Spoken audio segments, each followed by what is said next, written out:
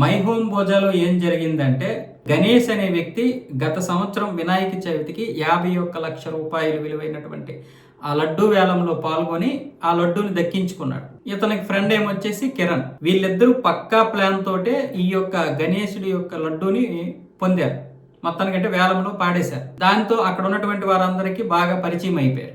అంటే ఆ my home భోజాలే ఉంటున్నారు, కానీ వాళ్ళ గురించి అందరికీ తెలియాలంటే ఏదో ఒకటి చేయాలి కదా. ఆ విధంగా 51 లక్షల రూపాయలకి ఈ యొక్క వేలంలో లడ్డు దక్కించుకున్నారు. ఆ తర్వాత వీళ్ళ యొక్క ప్లాన్ అమలు చేశారు. మేము రియల్ ఎస్టేట్ చేస్తున్నాము, మాకు కొంచెం లాభాలు వస్తాయి, బాగానే వస్తాయి, ఎవరైనా పెట్టాలనుకుంటే పెట్టుబడి పెట్టండి, నెలకి 6% వడ్డీ ఇస్తాము. 6% అంటే చాలా మంది ఏమనుకున్నారు, ఇది ధర్మ వడ్డీ కదా, బాగానే ఉంటుంది, చాలా వరకు పైగా 6% మాత్రమే అంటున్నారు, పైగా లడ్డూను కూడా దక్కించుకున్నారు. వాళ్ళ యొక్క ఇది చూస్తే కార్లు కావచ్చు, వండుకున్నటువంటి బంగారము రిచ్గా అఫీషియల్గా ఉన్నాయి. మీకు అర్థమవుతుందా? మరీ ఓవర్గా కాకుండా అఫీషియల్గా ఉండడంతో చాలా మంది నమ్మేశారు.